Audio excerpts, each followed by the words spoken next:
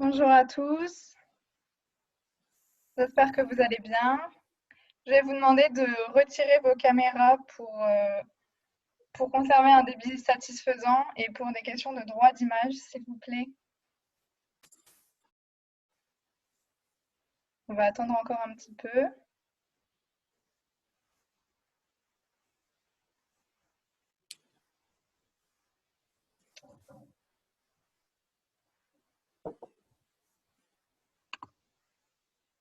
Je vais vous demander de retirer vos caméras, s'il vous plaît, parce que c'est enregistré. Et voilà, merci. Ok, je pense qu'on va pouvoir commencer. Allons-y. Voilà, donc je m'appelle Pauline, je serai votre médiatrice pour cette conférence. Donc tout d'abord, merci de vous être rendu disponible pour assister à cette conférence en espérant qu'elle vous plaira. Je vais vous présenter rapidement le Printemps de l'Histoire-Géographie et donc du coup notre association Histoire d'en parler qui a été créée en 2017 et qui est une association d'histoire du coup. Notre but est de vulgariser l'histoire-géographie, donc notre devise est l'histoire-géo pour tous et par tous. Et maintenant avec ce confinement, on a rajouté partout, d'où les visioconférences qu'on organise. On a lancé la semaine dernière le Printemps de l'Histoire Géo. Donc, c'est un cycle de conférences en ligne sur des thèmes assez divers et variés, donc qui passent de l'histoire, de la géographie, de la géopolitique, etc. Qui s'étale du coup du mois de mai jusqu'au mois de juin. Les conférences s'organisent autour d'un exposé d'un intervenant, puis d'un temps pour des questions. Voilà, aujourd'hui, on va accueillir Pierre Sertoff, donc, qui est doctorant en histoire contemporaine à l'Université de Lorraine et qui va nous présenter un exposé sur le thème « Et les Européens ont dessiné l'Orient, comment le Liban est apparu en 1920 ». Donc, merci à lui tout d'abord, merci à vous. À la fin de l'exposé, vous aurez un petit temps d'échange avec lui pour lui poser toutes les questions que vous voulez. En attendant, je vous remercie de bien garder vos caméras éteintes et de n'utiliser le chat seulement pour des problèmes techniques. Je vous souhaite une bonne conférence. Alors, bonjour à tous. Bienvenue sur cette conférence que j'ai intitulée Comment le Liban est devenu un État en 1920. Elle durera environ 40 minutes. À la fin, je serai disponible pour répondre à vos questions. Alors, je m'excuse tout de suite pour l'accent que je n'ai pas pour prononcer les noms arabes. J'essaierai de faire des efforts, mais je vous prie de bien vouloir comprendre ce fardeau. Alors, nous allons commencer. Déjà, ce qu'il faut comprendre, on va commencer à partir du 30 octobre 1918, c'est-à-dire à partir de l'armistice de Mudros. L'armistice de Mudros, elle est marquante puisque elle met la fin de la guerre en Orient. Elle divise même les territoires, enfin les territoires sont divisés en zones d'occupation sous le contrôle des Britanniques, donc comme on le voit sur le diaporama, sachant que l'essentiel des combats dans cette région ont été faits par les Arabes et par les Britanniques. Les Français ont surtout été dans le front européen ou dans les Dardanelles. Pourtant, les deux pays européens, c'est-à-dire d'une part la Grande-Bretagne et d'autre part la France, réclament dès 1916 une influence sur ces anciens territoires ottomans. À partir de 1918, l'opinion publique internationale et la diplomatie ne souhaitent pas de nouvelles colonies et donc cette influence devra prendre la forme d'un mandat. La structure imaginée par le président Wilson, par la conférence de la paix, permet aux populations qui ne sont pas encore prêtes dans les faits à devenir indépendantes tout en étant conseillées et guidées par un État européen. Henry Lawrence, selon lui, ces mandats-là ne sont au final qu'une colonisation à durée déterminée, une sorte de CDD, puisque le nom change, mais la politique coloniale traditionnelle reste. Au Levant, nous voyons qu'il y a deux nationalismes différents.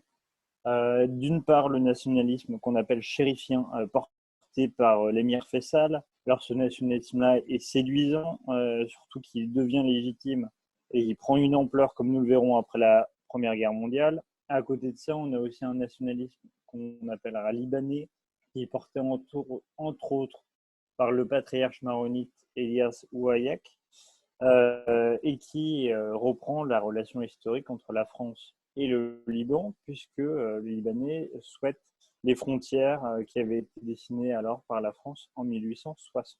Ainsi, pour l'historienne Carol H. Deger, sans la Première Guerre mondiale, le nationalisme libanais n'aurait pas pris cette ampleur. Elle dit même, à travers son long passé mouvementé, où la mythologie se mêle souvent à l'histoire, le Liban a certes été jeté dans les brasiers de nombreux conflits, mais on peut affirmer sans se tromper que c'est durant la Première Guerre mondiale qu'il mourut pour mieux renaître. Ainsi, on le voit, nous avons deux courants, arabes et libanais, qui rappellent tous les deux les sacrifices faits pendant la guerre. Et dans ce contexte compliqué, les négociations doivent se faire donc entre vainqueurs, puisque l'avenir du territoire de l'Empire ottoman se fait essentiellement entre vainqueurs, et la question des minorités est importante. Ainsi, comment expliquer que la France et le Haut-Commissariat Gourou ont choisi de créer un État du Grand Liban le 1er septembre 1920? Nous commencerons d'abord par voir quelles sont les revendications nationalistes sur le Liban et la Syrie. Déjà, qu'est-ce que le nationalisme? Le nationalisme, selon Larousse, est un mouvement politique d'individus qui prennent conscience de former une communauté nationale en raison des liens, donc la langue, la culture, qui les unissent et qui peuvent vouloir se doter d'un État souverain. Or, que ce soit pour les Arabes ou pour les Libanais, dans les deux cas, on met en avant une culture commune, une culture historique et une langue commune dans le cas des Arabes. Ainsi, ces deux nationalismes peuvent être affirmés comme des nationalismes, même si à aucun moment ils ne vont s'affronter directement. Donc voilà. D'abord, qu'est-ce que le nationalisme arabe? Alors, le nationalisme arabe était déjà actif avant la Première Guerre mondiale, mais il prend une dimension particulière à partir de 1915, suite aux correspondances entre le shérif Hussein de la Mecque et Henry McMahon, qui est le haut-commissaire britannique en Égypte. Le shérif Hussein souhaite unir l'ensemble des Arabes dans une nation unique, en suivant les frontières ci-dessous qu'on voit, donc allant de l'océan Indien, la mer Rouge, jusqu'à la frontière perse. Donc c'est un territoire particulièrement grand qui serait donc l'union de l'ensemble des Arabes. Hussein demande ce territoire et attend une confirmation des Européens afin de rentrer en guerre contre l'Empire ottoman et de se positionner donc avec la Triple Entente. Les Britanniques, s'ils acceptent environ l'ensemble du territoire, ils ne souhaitent pas prendre position sur le territoire de Beyrouth, enfin qu'on appelle le Mont Liban, et globalement la Syrie, qui sont des zones d'influence française, et du coup, ils veulent d'abord s'entendre avec les Français avant de promettre un territoire qui ne leur appartient pas. Or, le souci étant que les Arabes se méfient des Français. Pourquoi? Parce que les Français ont colonisé de nombreux territoires musulmans et régulièrement les chérifiens montreront que dans ces territoires-là, les droits pour les indigènes, si je puis dire, ne sont pas véritablement respectés. Hussein prend notamment le cas de la Tunisie, qu'il compare avec l'Égypte britannique en mettant en avant le modèle de colonisation britannique. Cependant, dans ce contexte-là, les Européens arrivent quand même à s'entendre entre la France, la Grande-Bretagne et la Russie avec les fameux accords Sykes-Picot. Ces accords-là sont aussi complétés donc, par un territoire sous contrôle russe qu'on ne voit pas mais qui s'étendrait globalement au nord du mandat français.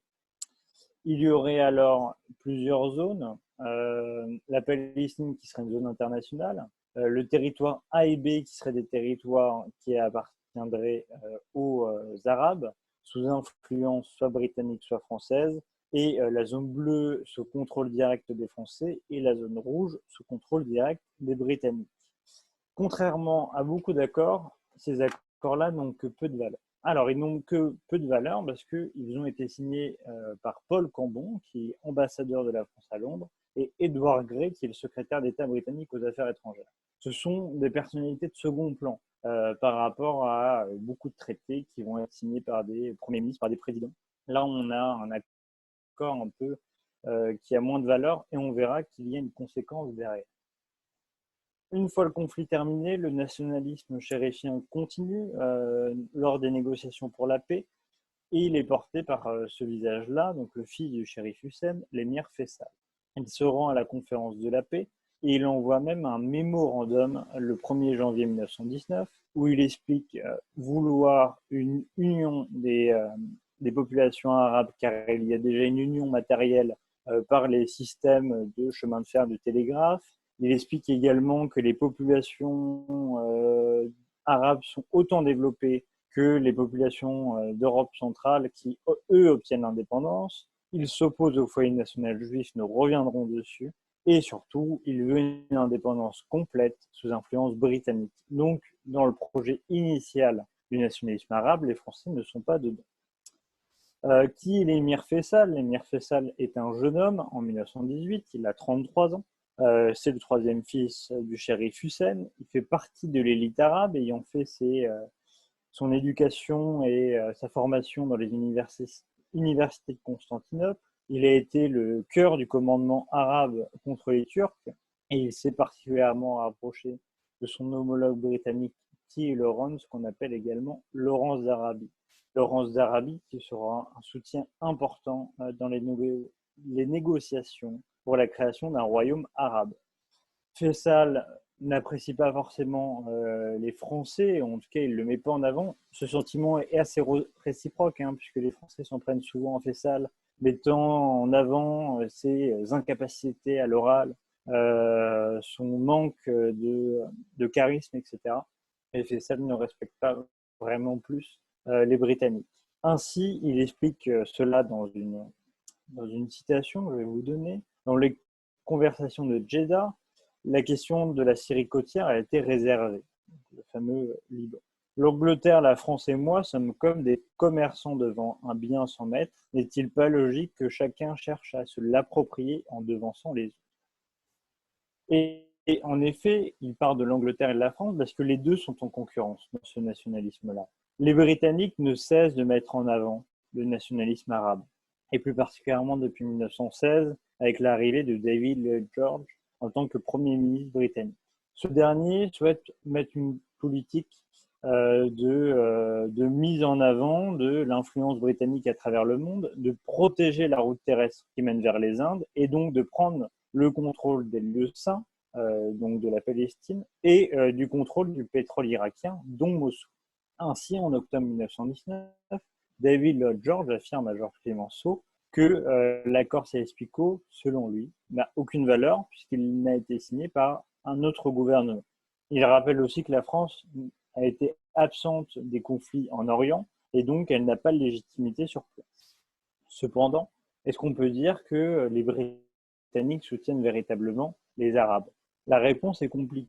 Pourquoi? Parce que les Britanniques, on l'a vu, ont signé 2 accords, Sykes-Picot et les correspondances McMahon-Hussein. Mais aussi, le 2 novembre 1917, ils ont affirmé dans la fameuse déclaration de Balfour à Lord Rothschild qu'ils étaient en faveur d'un foyer national juif ou d'un home national. D'un national home, pardon.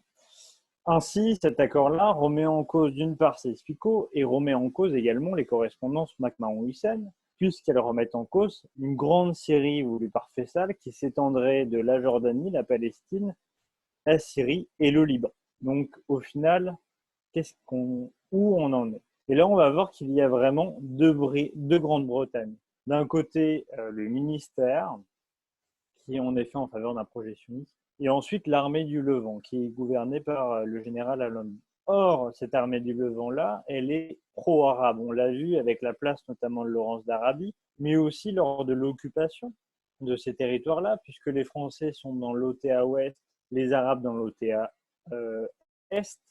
On voit alors que les Français n'ont aucun droit, ils n'ont pas le droit de former un gouvernement, d'avoir une police militaire, ils doivent toujours se référer aux Britanniques, alors même que les Arabes, eux, ont un grand nombre de droits sur l'OTA Est. Ils ont formé notamment une milice armée, ils ont formé un gouvernement. Donc on voit bien que les Britanniques mettent la France en second plan. Elle ne peut pas occuper son territoire. Les Français comprennent à ce moment-là que s'ils veulent jouir de la Syrie et du Liban, ils vont devoir d'une part chasser les Britanniques, enfin faire en sorte qu'ils aillent plus loin, et d'autre part faire tomber Fayçal. Le nationalisme libanais. Le nationalisme libanais, lui aussi, s'est construit durant la guerre, a pris une tournure très importante. Il était une évidence avant, après les massacres de 1860, il a toujours été une évidence dans l'Empire ottoman, mais là, il prend une dimension particulière dans la douleur, puisque à partir du moment où l'Empire ottoman décide de s'engager auprès de la Triple Alliance, les Libanais deviennent des personnes à abattre en quelque sorte dans l'Empire. Sur certains territoires, en effet, les communautés qui étaient proches des Russes, comme c'est le cas des Grecs orthodoxes, les communautés qui étaient proches des Britanniques, comme les Druzes, ou des Français, comme les Maronites et les Libanais, deviennent les ennemis de la Sublime Porte. Et comment cela se marque? Cela se marque avec un blocus maritime des Britanniques pour empêcher l'Empire ottoman, mais qui au final va conduire à la spoliation de l'ensemble des denrées alimentaires libanaises, et donc la montagne libanaise se retrouve rapidement dépourvue de denrées alimentaires. En plus de cela, il y a une invasion critique qui vient de la Palestine. Le paysage devient donc lunaire, les canalisations ne sont plus en état et les maladies se transmettent très rapidement. On compte environ un tiers de la population qui meurt dans cette période, soit entre 100 000 et 150 000 Libanais. On comprend alors, dans le projet nationaliste libanais, l'importance d'avoir des régions fertiles et des régions agricoles, comme c'est le cas de la vallée de la Bekaa. On comprend aussi l'attachement à la France, puisque au début de la guerre, Djemal Pacha, donc le représentant de la Sublime Porte au Liban, va tuer de nombreux martyrs qui sont morts pour avoir mis en avant leur attachement à la France. Donc on voit bien ce lien se construire à ce moment-là. Mais comment il se manifeste? Il se manifeste déjà puisque les Libanais vont aller à 3 reprises à la conférence de la paix, dont la deuxième délégation sera présidée par le patriarche Elias Ouayak et par un ensemble de religieux de plusieurs confessions. Ils avancent des arguments géographiques et mettent en place des cartes. Ces cartes-là justifient un mont Liban augmenté, comme on le voit. Le mont Liban d'avant-guerre était un espace réduit. Le mont Liban d'après-guerre, voulu par les nationalistes, est un espace beaucoup plus grand, avec notamment, comme on l'a dit, la Bekaa. Ils souhaitent alors les frontières de 1860. Ils souhaitent aussi les villes de Beyrouth et les villes de Tripoli, même si Tripoli est une ville à majorité musulmane. Ils défendent cette position en montrant l'attachement à la France et en parlant même d'une Alsace-Lorraine libanaise. Et pour justement montrer l'attachement et le fait que ce territoire doit être réalisé. C'est d'autant plus facile qu'ils sont soutenus par certains groupes politiques français qui défendent les intérêts au Levant. Alors pourquoi je vous montre la peinture de François Ier, puisqu'en fait on revient en 1528. François Ier et Soliman le Magnifique signent l'accord des capitulations. Un accord qui permet notamment des intérêts économiques, des intérêts politiques, des intérêts aussi dans l'aménagement de ces territoires-là et pour les congrégations, mais qui va permettre surtout de protéger les minorités et donc les maronites.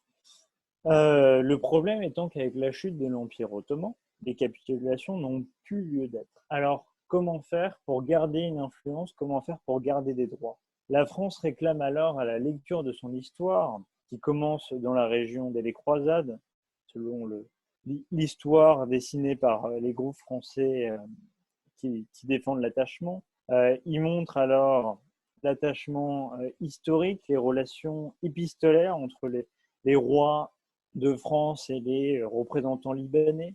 Étienne Flandin écrit par exemple en 1915 « Depuis des siècles, notre affluence a obtenu une indiscutable prépondérance en Syrie et en Palestine. Notre langue est devenue une des plus utilisées, d'autant plus que la France sur place s'appuie sur les missionnaires.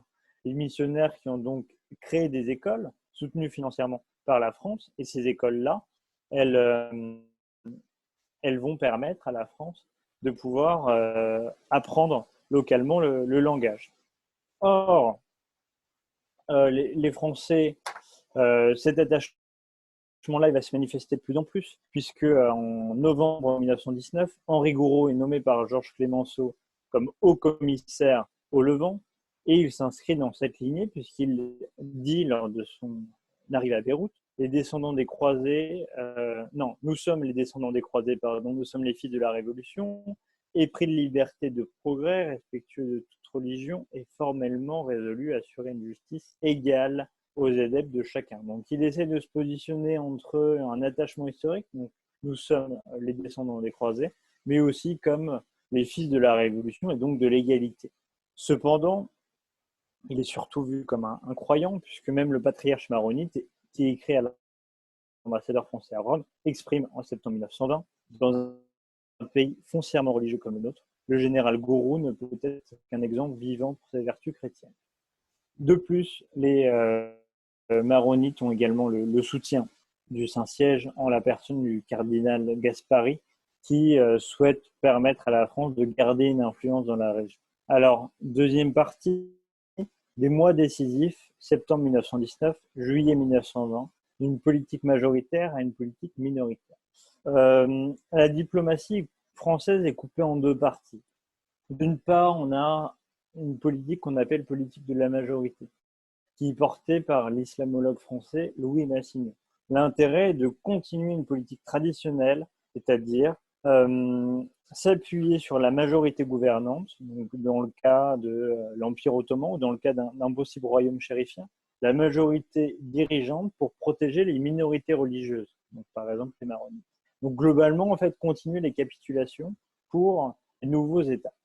À côté, on a une autre politique qui est défendue par Robert Dequet. Et Robert Dequet, il souhaite établir un mandat avec une mosaïque de petits États permettant à chaque communauté religieuse d'avoir son propre territoire et donc de les défendre.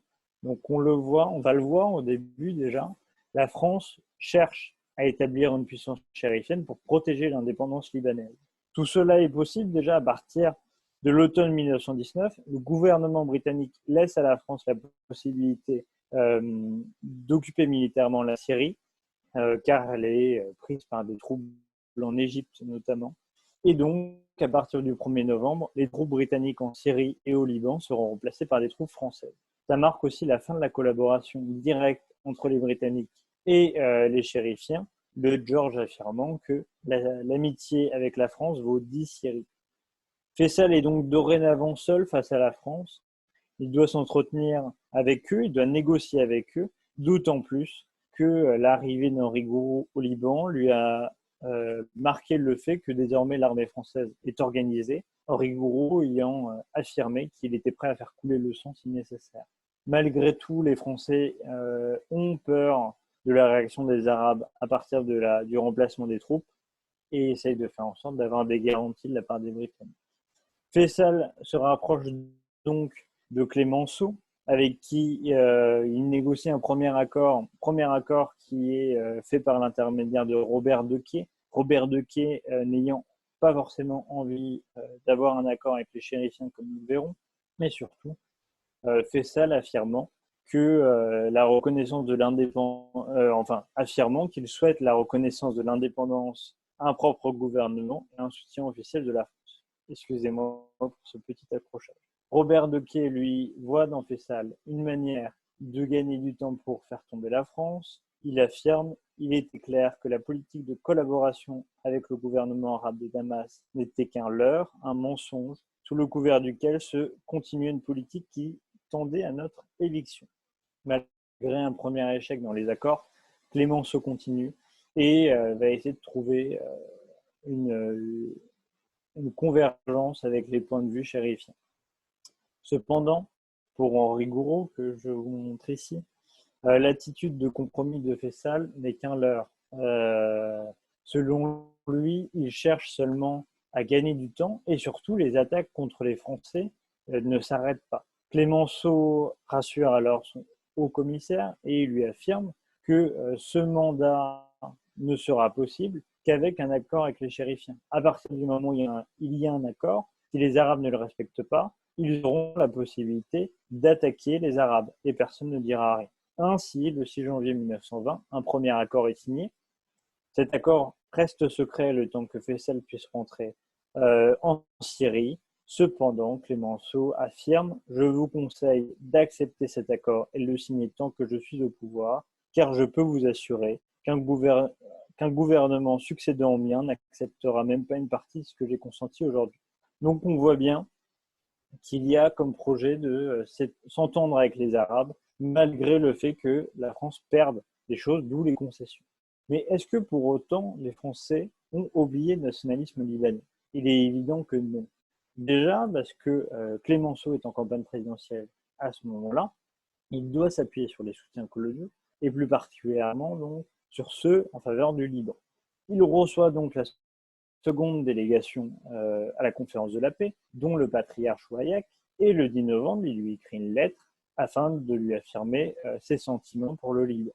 Il affirme le désir des Libanais de conserver un gouvernement autonome et un statut national indépendant s'accorde parfaitement avec les traditions libérales de la France. Il stipule cependant les limites dans lesquelles s'exercera cette indépendance ne peuvent être arrêtées avant que le mandat sur la Syrie ait été attribué et défini. On voit alors que Clémenceau cherche à la fois à mettre en place une indépendance pour le Liban, sans définir encore ses frontières, et permettre un royaume syrien à Faisal. Voilà le plan. Le souci étant que, à partir du moment où cet accord du 6 janvier est signé, tout va dégringoler pour Faisal. D'abord, il va rentrer en Syrie, et malgré son retour, les violences contre les Français ne s'arrêtent pas, ce qui angoisse particulièrement Henri Gouraud.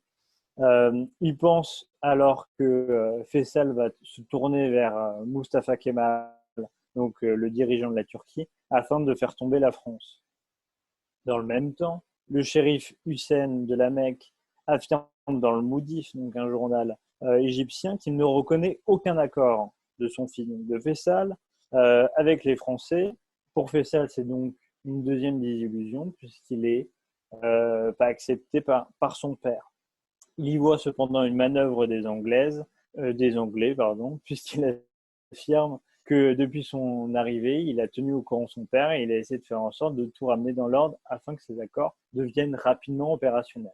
Cependant, Faisal arrive dans une impasse avec le changement gouvernemental. Georges Clémenceau perd la présidentielle et perd le président du Conseil. Il est remplacé par Alexandre Millerand, qui est le représentant du bloc national, c'est-à-dire un parti du centre et de la droite, et il ne souhaite pas forcément arrêter les négociations avec les Arabes, mais il ne souhaite pas notamment faire les mêmes concessions que son prédécesseur. Donc si Faisal ne respecte pas les accords, ça sera fini pour les chérifiens.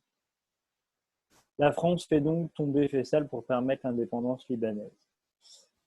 Plusieurs événements vont conduire à la chute de Faisal. Le premier, alors là je vous ai mis une photo de Faisal à la conférence de la paix, mais le premier étant, malheureusement nous n'avons pas de photo, le 8 mars 1920, Faisal n'a plus d'alliés européens. Or, depuis le début de l'après-guerre, une minorité extrémiste nationaliste se développe et prend de plus en plus de place dans le gouvernement. Et tout doucement, Faisal se laisse absorber par cette minorité puisqu'il ne peut rien avoir de la part des Européens.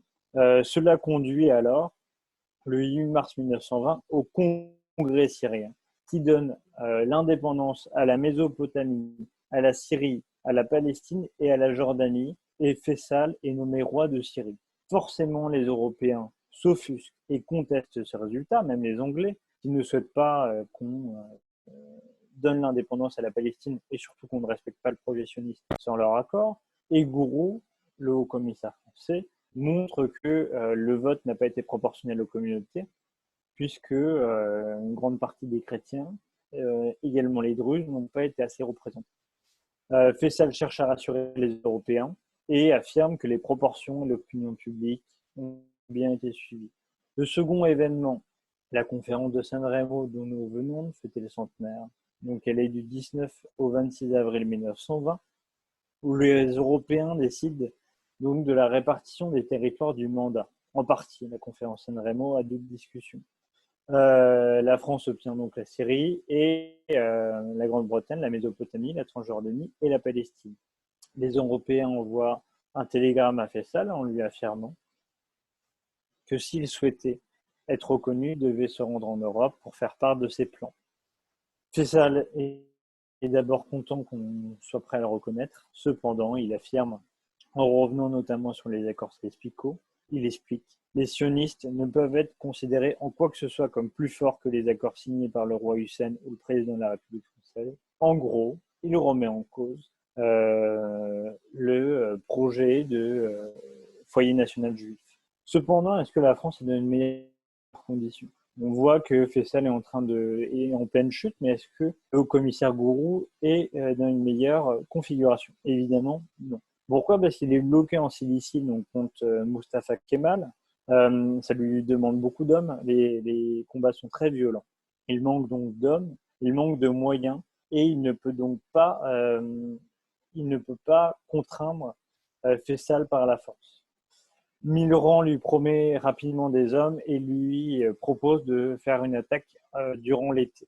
On voit alors que si la France a une croissance en termes de puissance, ce n'est pas le cas de Faisal qui descend progressivement. Et le troisième événement est un véritable coup d'éclat, ce sera même le plus important. Le 7 juillet 1920, le service de renseignement français intercepte 8 membres du conseil d'administration libanais, c'est-à-dire le Parlement libanais, qui ont été achetés par les Arabes afin de se rendre à la conférence de la paix et affirmer au nom des Libanais être en faveur des chérifiens. Là, d'une part, les Français sont offusqués puisque les Arabes ont fait quelque chose d'assez grave, mais d'autre part, il peut y avoir une conséquence, c'est que cela peut montrer que l'opinion publique libanaise, au final, n'est pas forcément en faveur des Français et du projet. Il faut donc intervenir rapidement et Gourou peut intervenir rapidement. Pourquoi? Parce que depuis le 30 mai, les combats ont cessé avec les Turcs en Cilicie et en plus, les renforts sont arrivés. Ainsi, le 9 juillet, Gourou pose des conditions à Faisal s'il veut se rendre en Europe. Le 14 juillet, faute de réponse, il lui donne un ultimatum et dresse une armée de 35 000 hommes. Le 20 juillet, il ordonne aux colonnes dirigées par le général Goïbé de diriger vers le territoire syrien. Face à l'avancée des troupes, Faisal accepte les conditions. Gourou lui redemande d'autres conditions, notamment le désarmement des nationalismes arabes. Forcément, l'émir ne peut pas accepter, s'enfuit d'abord dans le sud de la Syrie avant d'aller en Transjordanie. Le 24 juillet 1920, les Français avancent dans l'anti-Liban et écrasent les troupes chérifiennes assez facilement au final, étant donné qu'ils avaient notamment les Français des chars, des technologies que n'avaient pas les chérifiens. Faisal est déchu de son titre de roi et le 26 juillet, un nouveau gouvernement est nommé. Je vais aller assez rapidement sur le dernier point. Comment construire ou reconstruire le Liban? Déjà, construire le Liban en divisant la Syrie. Globalement, les projets nationalistes sont respectés, et même selon l'historien Gérard Découry, ils sont même supérieurs aux espérances des nationalistes. On a été prendre les territoires de la Bekaa, on a pris également Tripoli, on a pris également Saïda, Tyr, qui sont des territoires qui sont pourtant musulmans.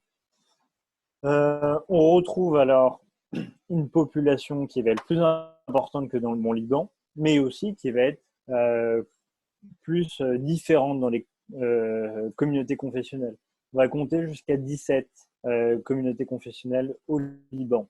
L'administration française est consciente de ce risque-là, puisque lors de la proclamation du Grand Liban le 1er septembre 1920, bientôt l'anniversaire, Henri Gourou avertit les Libanais: vous avez des devoirs à remplir, le premier de tous, le plus sacré, l'union qui fera votre grandeur, comme les rivalités de race et de religion avaient fait votre faiblesse. Le Grand Liban est fait au profit de tous, il n'est fait contre personne. L'unité politique et administrative, il ne comporte d'autres divisions religieuses que celles qui orientent la conscience de chacun vers des croyances et des pratiques qu'il considère comme des devoirs sacrés, qui ont droit à ce titre au respect de tous. Ce nouveau territoire est donc salué dans les anciennes régions syriennes comme Azaleh, donc une ville de la Bekaa. Cependant, Gourou est pointé du doigt comme étant prisonnier de sa foi. Il n'aurait constitué ce Liban seulement pour les Maronites, Mais le colonel Katrou, donc gouverneur de Damas et proche d'Henri Gouraud, affirme qu'au final, si ce Liban était créé et globalement la carte qu'on verra de la Syrie, c'est surtout pour mettre fin aux aspirations et aux projets nationalistes arabes en découpant la Syrie en plusieurs parties. En plus, ce Liban permet d'avoir un territoire en faveur majoritairement des Français, et donc d'avoir en quelque sorte une porte d'entrée dans l'Orient pour la France, en espérant que cette porte d'entrée puisse rester longtemps. Cependant, tous les Libanais ne sont pas en faveur de ce grand Liban. Déjà, d'une part, même les Maronites ne sont pas en faveur, puisque certains des territoires sont musulmans, et donc leur majorité absolue dans le Mont Liban est réduite, comme nous le voyons sur ce recensement de 1921. Les musulmans non plus ne souhaitent pas être considérés comme libanais, même ils ne souhaitent pas faire part du recensement, puisque pour eux, les Libanais sont des chrétiens. Ils ne veulent pas être considérés comme libanais. Et pour manifester leur colère, ils vont fermer régulièrement leur commerce le vendredi, dans le cas où ils ont un commerce. La Syrie est la grande perdante de cette partition, puisqu'elle est découpée en plusieurs États. Alep, Damas, le Djebel Druze, l'État des Alaouites, ou le Sanjak d'Alexandrette.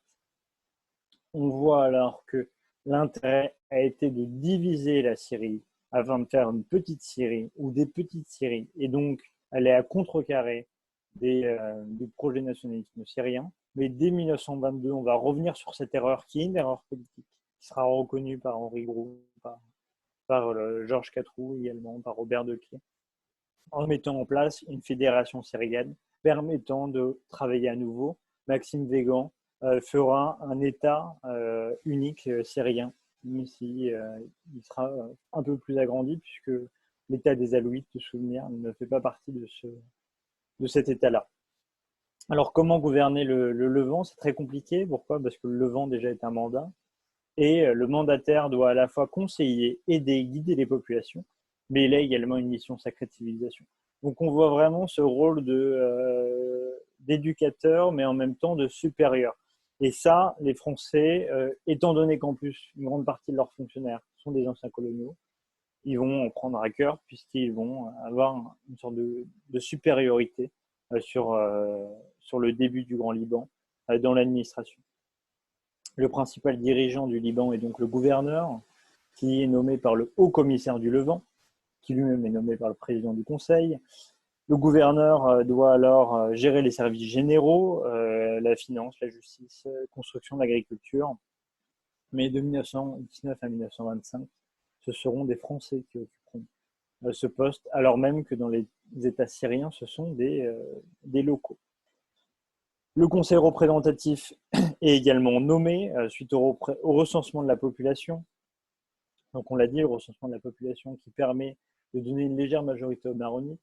Alors sur ce recensement, on a mélangé les sunnites et les chiites, ce qui fait un groupe musulman qui n'est tout de même pas majoritaire.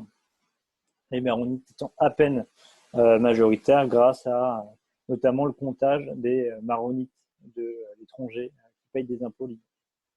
Cela conduit à l'élection du siège, enfin des sièges par communauté du conseil représentatif. Les maronites obtiennent donc le plus de sièges au vu du recensement, donc 10 sièges. La seconde communauté sont les chiites, avec 6 sièges. On retrouve ensuite les sunnites, 5 sièges, les grecs orthodoxes, 4 sièges, etc., etc. Enfin, dans les services administratifs, chaque service à la base devait être représenté par un indigène. Ce n'est pas le cas. Enfin, c'est le cas théoriquement sur le papier, mais sur place, ce sont des Français qui prennent la place, prennent trop de place, alors même que leurs compétences sont souvent inférieures aux Libanais qui ont été dans des bonnes universités libanaises et surtout, l'Orient n'attirant pas de fonctionnaires français. De même, un des enjeux du Haut Commissariat, comme actuellement, est de permettre aux enfants libanais de pouvoir retourner à l'école, cette volonté des Français de retourner à l'école.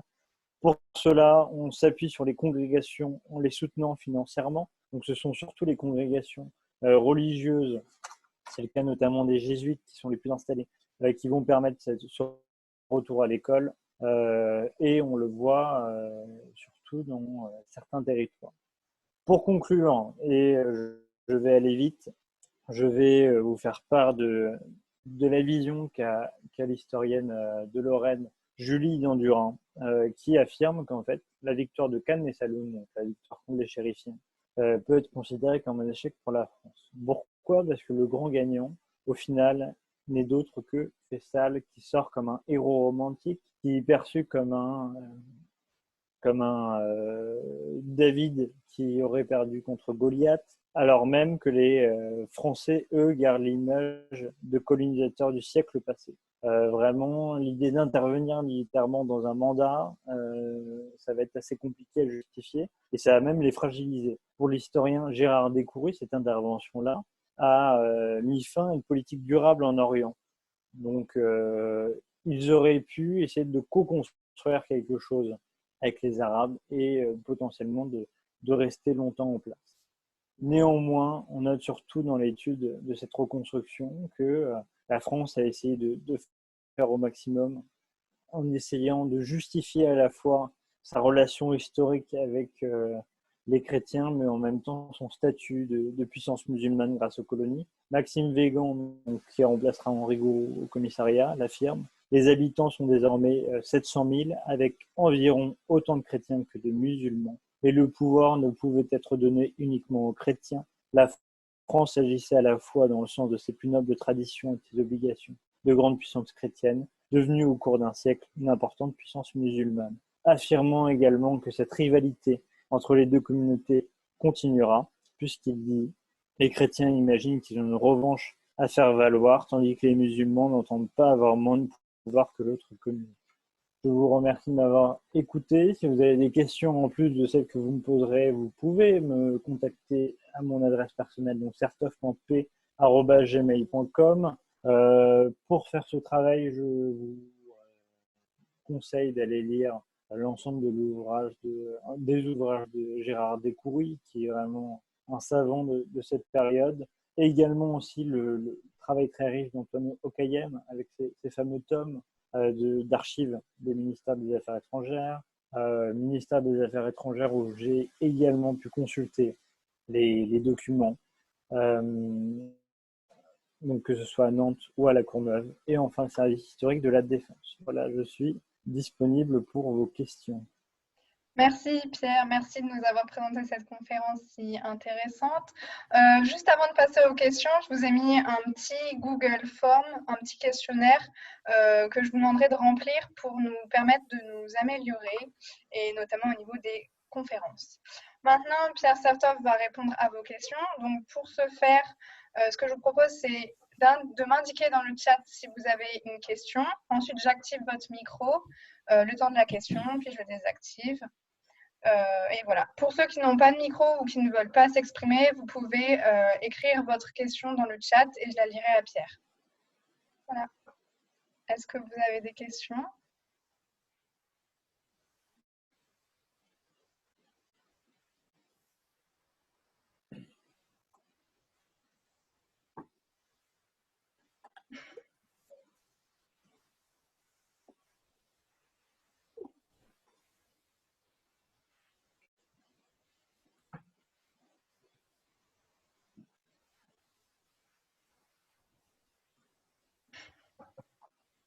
Pas de questions. Non. Ça va peut-être arriver.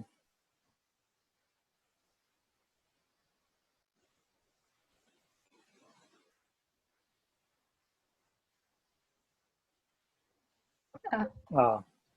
Alors, je vais activer son micro. C'est bon. Vous pouvez poser votre question.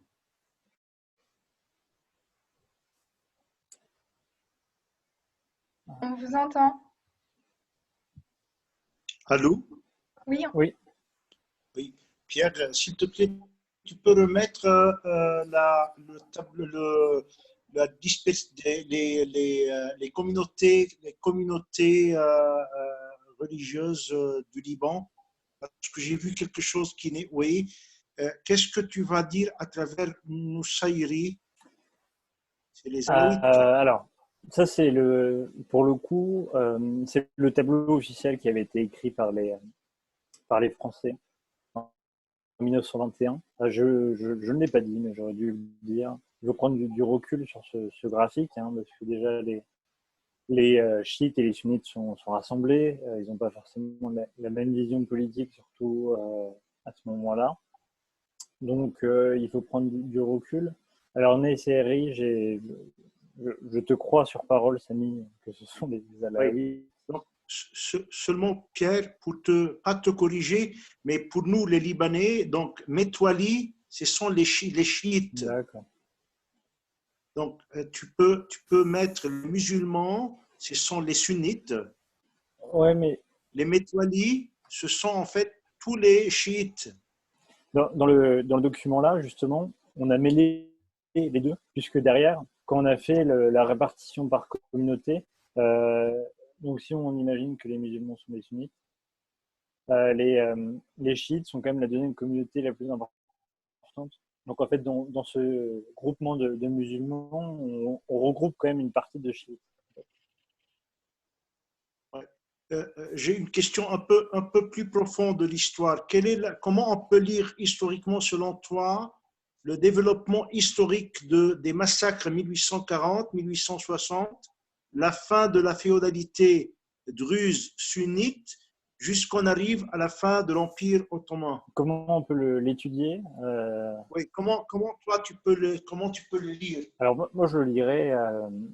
En fait, pour moi, de mon point de vue, qui travaille sur les relations entre la France et les Maronites, ce travail-là, en fait, on peut voir vraiment une accentuation des relations entre la France et les Maronites, qui va être vraiment à son apothéose en 1920 avec la création du Grand Liban par les Français, qui l'était déjà très important en 1860 par l'expédition de Napoléon III, enfin, des troupes de Napoléon III au Liban pour justement aller aider les Maronites.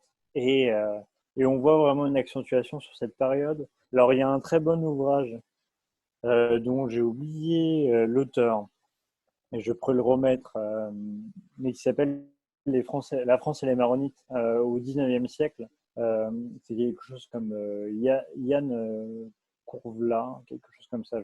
J'avoue avoir un petit doute.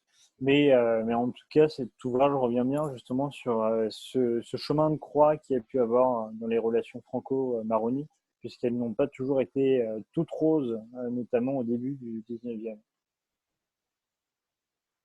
Ok, c'est bon? Alors, on a une autre question dans le chat. Je ne sais pas trop le prononcer, donc excusez-moi par avance. Nusayri, c'est par rapport à ceux qui adhèrent à la pensée nationaliste pan-arabe de Gamal Abdel Nasser. Alors, ça, c'est une bonne question pour laquelle, malheureusement, je suis désolé, je n'ai pas de réponse. Mon travail universitaire étant porté sur les relations franco-maronites entre 1919 et 1925. Ce sont des personnalités que j'ai déjà croisées dans le cas de Gamal Abdel Nasser. Mais je ne saurais pas vous en dire plus et j'ai peur de dire des bêtises. Alors, apparemment, Samy lève sa main. Ah, on a une autre question. Alors, vous pouvez poser votre question. Bonjour. J'aurais une petite question. Il y a un point que j'ai pas très bien compris et qui m'intéresse particulièrement. C'est le cas de l'Alsace-Lorraine du Levant. Quelle région exactement ça concerne? Est-ce que l'expression est post-Première Guerre mondiale ou pré-Première Guerre mondiale?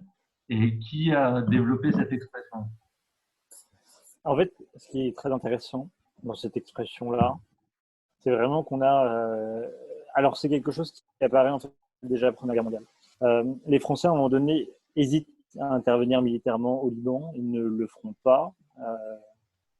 Pourquoi? On ne sait pas trop, sûrement parce que les Dardanelles bloquaient beaucoup et que les Britanniques ne voulaient pas d'un nouveau front et ont bloqué ce nouveau front-là. Mais en tout cas, les Français à l'époque, quand ils écrivent au ministère de la Guerre, au président du Conseil, au ministère des Affaires étrangères, réclament vraiment une intervention comme celle en France, puisque dans les deux cas, on va libérer l'Alsace-Lorraine. Donc on voit vraiment ce mot d'Alsace-Lorraine. et même l'idée que les populations seront tout à fait contentes et ébahies par l'arrivée des Français, ce qui était sûrement le cas puisque ça l'a été à chaque fois pendant l'arrivée de troupes françaises. Mais ce terme-là, en tout cas, de ce que j'ai vu, je commence à le voir surtout à partir de 1914, durant la guerre. On le voit à la fois par les Européens, à la fois par les Libanais, puisque dans les discours de nationalistes libanais, on voit vraiment cette position d'Alsace-Lorraine qu'il faut aller sauver ou conserver. Merci. Est-ce que vous avez encore une question?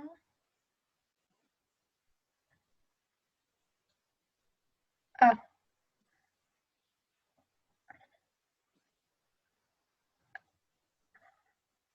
Alors, on a une question, enfin plusieurs questions apparemment. Je vais lire. De la conférence de Berlin pour délimiter les frontières de l'Afrique en tête. Est-ce que la conférence de la paix est aussi la première conférence pour délimiter les frontières du Liban que l'on connaît aujourd'hui? Le Haut Commissariat est géré exclusivement par la France. Est-ce spécifique au Liban ou bien les Français ont pu avoir une gestion similaire ailleurs? Alors, en fait, la conférence de la paix ne va tracer aucune frontière. C'est pas la conférence de la paix qui va tracer le Liban. Et même les Libanais sont souvent effarés par les conclusions de la conférence de la paix, parce que, en règle générale, ils voient dans cette, enfin, souvent dans les écrits, on va parler essentiellement de Syrie et jamais mettre de Liban. Donc eux réclament l'idée que le Liban existe. Donc en fait, la conférence de la paix ne fait que donner des zones de mandat et derrière, le mandataire, en lien avec la Société des Nations, mais surtout le mandataire, doit tracer les frontières. Alors ces frontières, elles peuvent être très logiques dans le cas de la Palestine, dans le cas de la Mésopotamie qui viendra de l'Irak, même si la Transjordanie est aussi un État plus ou moins créé. Mais là, ce sont vraiment les Européens qui à chaque fois vont décider. Ils vont décider en fait en fonction de politique, puisqu'on va voir que la Syrie va évoluer au fur et à mesure, passons déjà de mosaïque d'État à une fédération et ensuite à un État unique. Donc on voit bien que ça évolue. Alors j'ai oublié une partie de votre question. L'organisation du Haut Commissariat français est vraiment calée, copiée sur l'organisation du Haut Commissariat au Maroc, donc qui était tenu par le maréchal Lyoté, dont a été notamment Gourou à un moment donné haut commissaire au Maroc dans la Première Guerre mondiale. Donc on a vraiment l'idée de faire de Gourou le nouveau Lyoté libanais. Voilà l'intérêt. Donc on va prendre une copie sur un protectorat ou même sur une colonie avec le cas de Madagascar. Voilà pour la réponse. On a une autre question de Myriam, du coup. Quand le Liban a été créé, comment les Français voyaient-ils sa future économie? Alors, j'ai deux réponses à vous proposer. Malheureusement, je n'ai pas pu tellement m'étendre dessus. J'avais prévu à la base mes 40 minutes, c'était assez limité. Il y a déjà des missions économiques de députés qui vont aller au Liban en 1922, portées par différents députés de différents partis.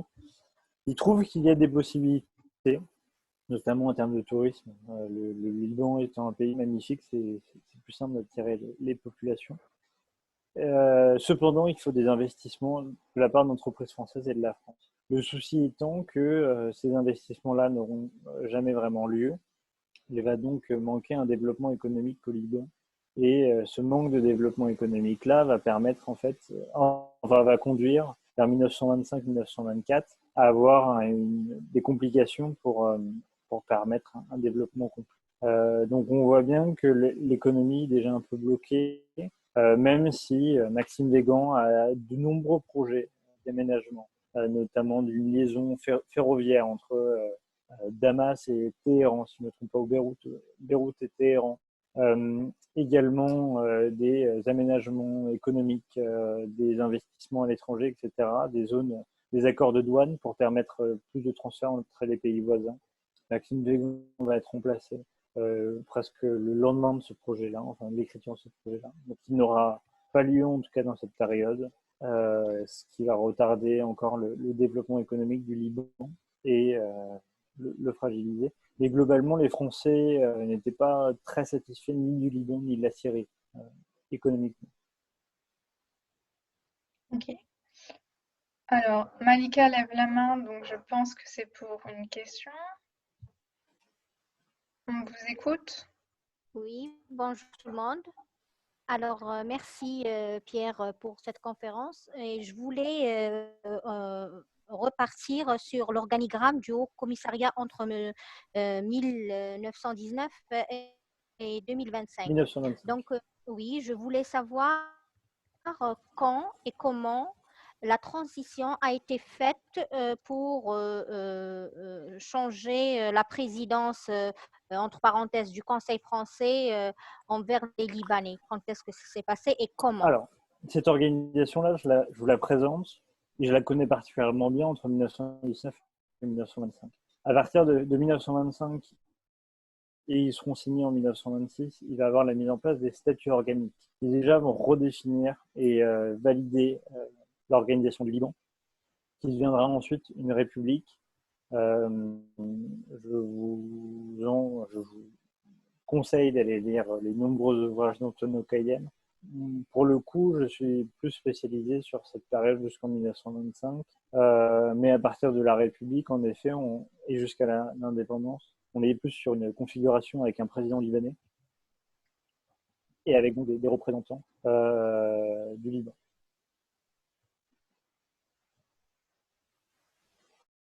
Ok.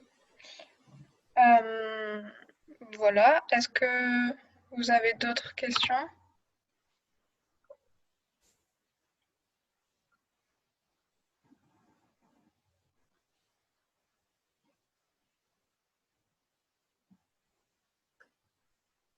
Très bien, c'est votre question. On va attendre encore un peu.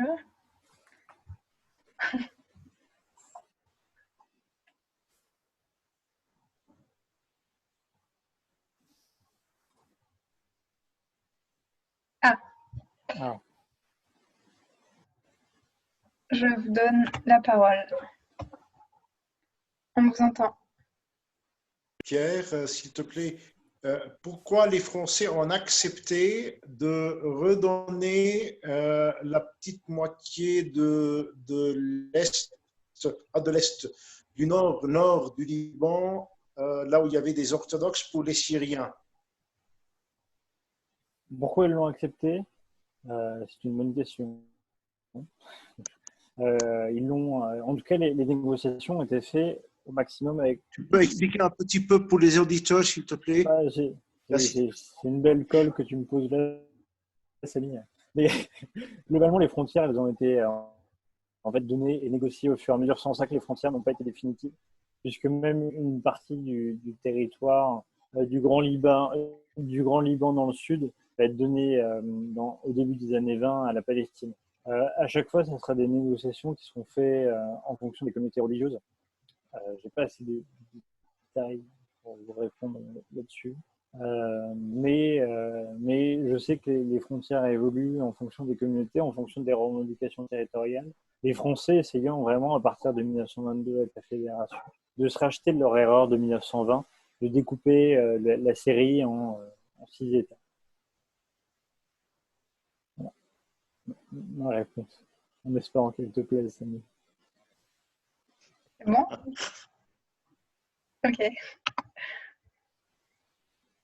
Est-ce que vous avez d'autres questions pour Pierre?